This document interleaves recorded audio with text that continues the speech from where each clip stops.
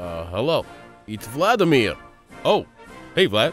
I didn't want to bother you, so thanks for calling. Between the Olympics and taking over the Ukraine, I know you've been extremely busy. Thank you for understanding.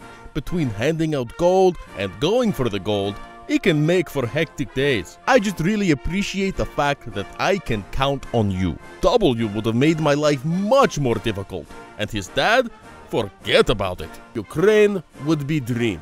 Well, it's kind of hard to take credit for remaining true to one's nature. Actually, I should be thanking you. My supporters and the American media love the fact that I'm remaining passive in the face of your belligerence. The more you do, and the less I do, is actually good for my poll numbers. It makes McCain look like a warmonger, too. Yeah, that John is such a little hothead. I roll tanks, he wants to roll heads. Not to change the subject, but have you talked to Bashar lately? Every day. He wanted me to thank you for not sending in cruise missiles as you once promised. He really doesn't have to thank me. Frankly, it was my mistake in the first place to draw a bogus red line. Bashar has his nature too, and I should have been more sensitive to the fact that the apple doesn't fall far from the tree. Speaking of apples, I love the box of fresh apples you sent me on Michelle's jet. In Moscow, even with my 100 billion in the bank, fresh fruit is always a welcome treat in winter. I'll email you my chef cobbler's recipe.